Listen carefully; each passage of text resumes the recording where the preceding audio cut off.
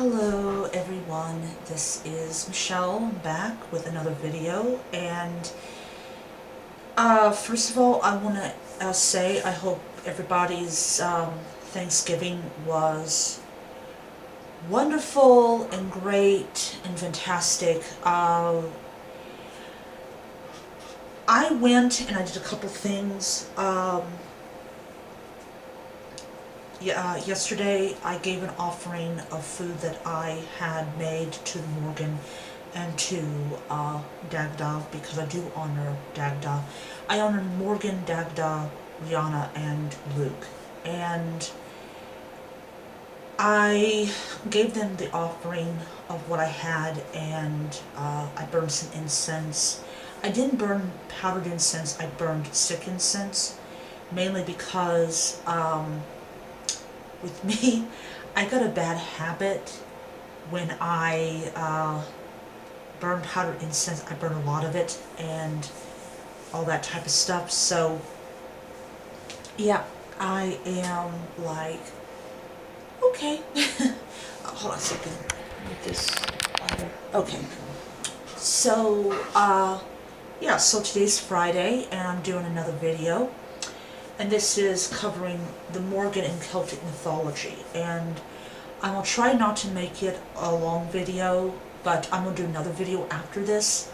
And I'm going to talk about something that I have run into that I really don't like. Okay, and then I'll be back on the 29th, because the 29th is a new moon. And I will be doing a, basically talking about this time of the year and all that type of stuff. So, not the time of year, but time of month. Okay, so the Morrigan and Celtic mythology. Now,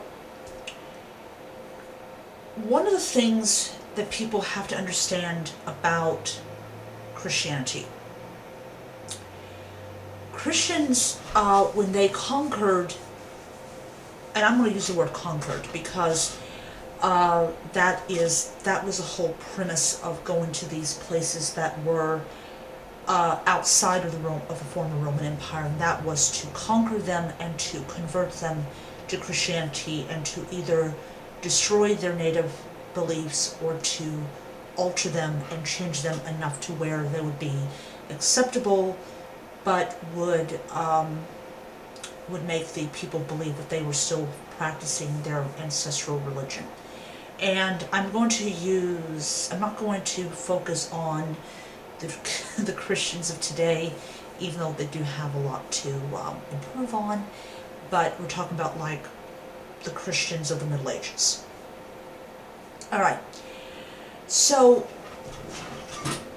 it is believed by some scholars that the gods became the saints, that saints were basically given attributes of the gods, and the gods became the saints, and that was how they survived. The difference in Ireland, and I read this somewhere and I can't find it, and it really annoys me because I like to have information like right in front of me.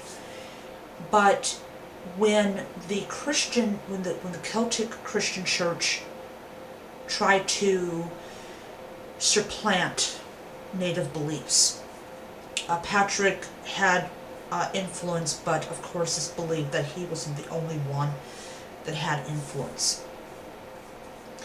What they did was they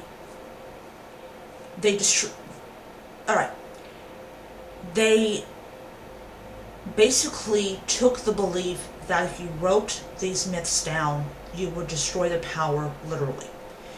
And basically, that was one of the reasons that they wrote these myths down. The reason they wrote these folklore and mythologies down was to destroy the power that they had over the people. And that was what they did. They actually took the words of the ancient Celts to heart about if you write it down, you destroy its power. So it was believed that by basically writing it down, you destroyed the power that the gods had over these people. That is my own personal belief. So when they were basically writing down the mythologies of the gods, they were able to basically contain and control the aspects or the power that these deities had until they came upon the Morrigan. And the Morrigan was so uncontainable. And this is one of the reasons I absolutely love honoring her, is she's not containable. You cannot contain Morrigan's power. So it says here, our knowledge of Celtic mythology comes from narrative texts transcribed by Irish monks between the 8th and 12th century. By the time these stories were committed to paper, Christianity was the dominant religion in Ireland, and its influence can be seen in the biblical references that were added to the text. So, prime example, when I look at like a piece like of mythology, or a piece of like the Eddas, for instance, if I see hell written out as H-E-L-L and the word heaven included in that text, I know that that text was Christianized. So, in the Norse sagas, you can pretty much tell what's been Christianized and what isn't, except for Ragnarok. That's entirely different. But this is the thing, and I brought this up when I was part of the New Order Druids about the use of the word Jew. And I said to them, I said, okay, wait a second here. How could the Irish know about the Jews unless it was this myth was Christianized and the Jew was added? And of course the response I got from them was, you don't really know if that was the Christianized section. I'm thinking it is. But you really have to dissect these myths, and you have to kind of use your gut when you're trying to read these myths and try to decide, okay, what was Christianized and what wasn't. And of course, we all know that the Romans were responsible for the destruction of the Druids in England, and that pretty much the Druids were not bothered in Ireland because Ireland really wasn't an important place to conquer. The Romans had like ports and stuff, but that was mainly for trade.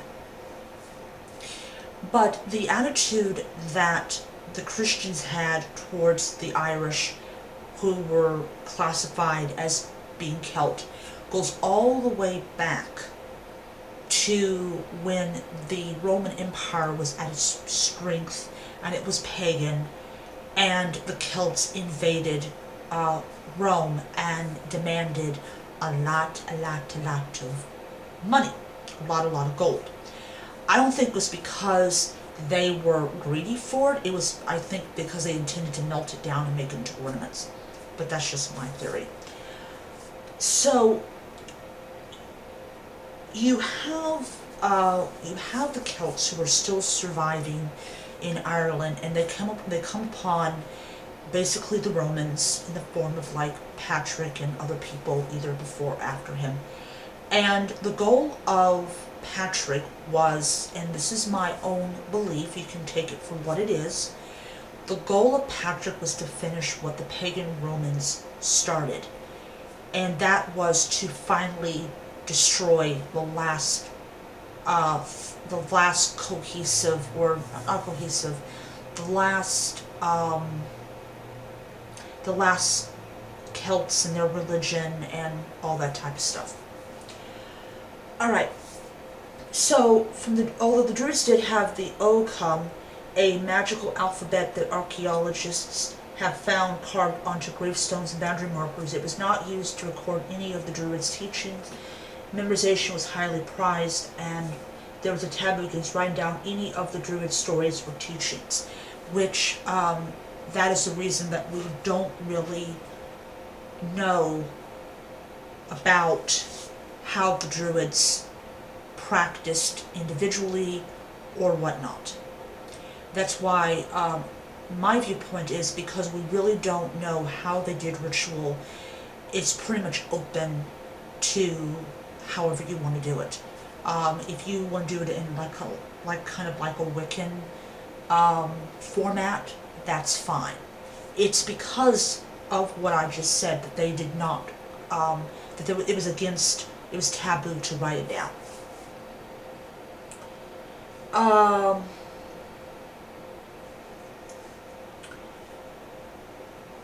It says the motivation for preserving these tales was most likely not to preserve the pagan traditions of the past, but to record what they thought of an historical account of Irish prehistory. Throughout these stories, the monks added biblical reference to align with what they felt was an accurate historical timeline.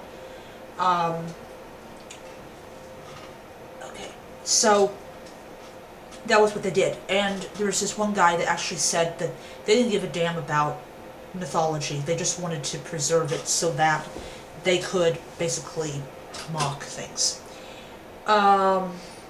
There are several stories, the Book of Invasions, the Cattle Raid of Cooley, the Book of Leinster, the Yellow Book of Lecan, and I can't pronounce it. The Morrigan also appears in a particular one.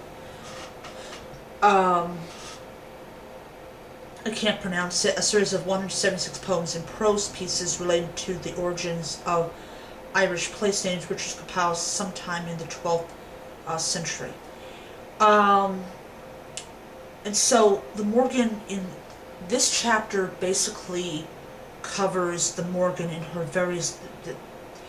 Basically, this chapter talks about the Morrigan appearing in various different kinds of stories. And why she appears in those stories. And I think that the author does a very good job in describing this. Definitely this chapter helped me better understand that particular piece of mythology or legend that I did not get when I was trying to go through the New Order of Druids. So it was a really great chapter. I highly enjoyed it, and I really recommend, if you really want to learn about the Morrigan in that type of context, in her mythologies and her legends, definitely get those books and read them so you better understand her and all that. Alright, so I'm going to let you guys go. I'm coming upon, well, I'm at 13 minutes now, and I can't do videos longer than, I can't do any videos longer than 15 minutes. So I'm going to let you guys go. I hope you guys have a great day. And I will do the other videos. So I'll see you around. Bye. May the Morrigan bless you.